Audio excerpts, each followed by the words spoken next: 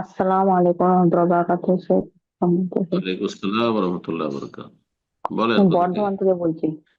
জি, বলেন। হ্যাঁ, বর্ধমান। বর্ধমান থেকে। হুম। জি জি, বলেন। আমার কোশ্চেনটা হচ্ছে, যদি আমরা মহিলারা তো বাড়িতে সালাত আদায় করবার সময় নিয়ত বেঁধে দিয়েছি যে ফরজ নামাজের জন্য দাঁড়িয়ে পড়েছি, দিয়ে মনে হয় চুলোতে রান্না চাপিয়ে দিয়েছি, দিয়ে ভুলে গেছি। উজু করে নামাজ সালাত আদায় করতে দাঁড়িয়ে গেছি ফরজের জন্য।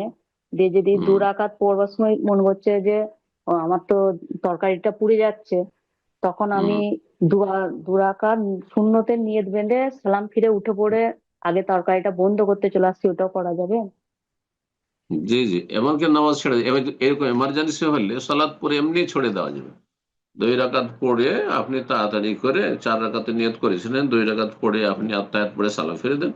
আর না হলে ওতেও যদি আশঙ্কা থাকে, এরকম এমার্জেন্সি অবস্থা, বিশেষ করে আগুন, বাচ্চা পানিতে, কোনো বাচ্চার ক্ষতি হয়ে যাবে অথবা পানিতে পড়ে যাবে, ডুবে যাবে, এরকম যদি আশঙ্কা কোথাও থাকে, আগুন লেগে যেতে পারে, চুলোতে আপনার খাবার পুড়ে জ্বলে যেতে পারে, তাহলে আপনি সাথে সাথে নামাজ ছেড়ে দিয়ে চলে যাবেন। পুনরায় এসে আপনি নিয়ত বেঁধে নতুন সালাত শুরু করবেন, কোনো গুনাহ হবে না এতে ইনশাআল্লাহ। জি।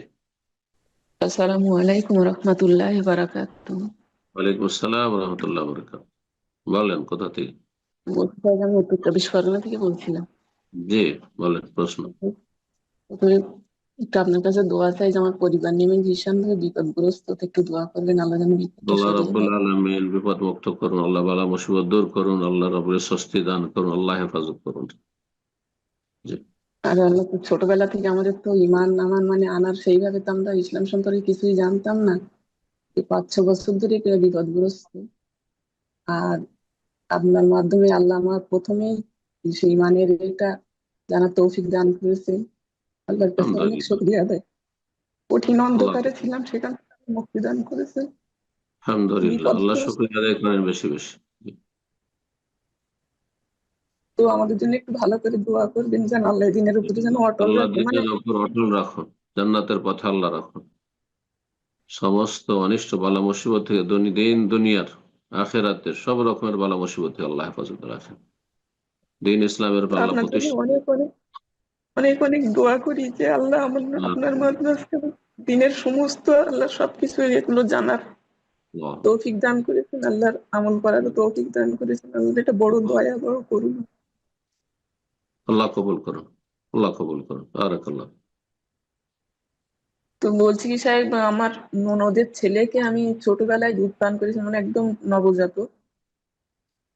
তো সেই সূত্রে ওর মানে আব্বা, ও কি মানে আমার কাছে কি নন মাহরাম হবে নাকি মাহরাম হবে, এটা এখন জিজ্ঞেস করে। তাকে তো দুধ পান করাননি, তাই না? মানে ননদের ছেলেকে করিয়েছিলাম, ননদের ছেলে।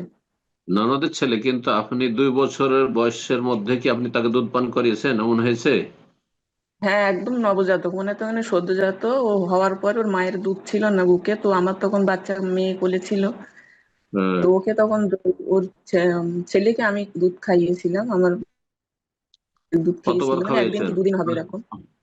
5বারের বেশি খাওয়াইছেন? হ্যাঁ হবে, মানে 1-2 দিন খেয়েছে, ওর মায়ের তো দুধ ছিল না। জি জি। তাহলে আপনি দুধ মা, ইনশাআল্লাহ দুধ মা মাহারাম তাহলে সে। জি, মাহারাম ওর তাহলে আব্বার কথা বলছি, মানে আমার নন্দাই, যে নন্দাই কি ও মাহারাম হবে?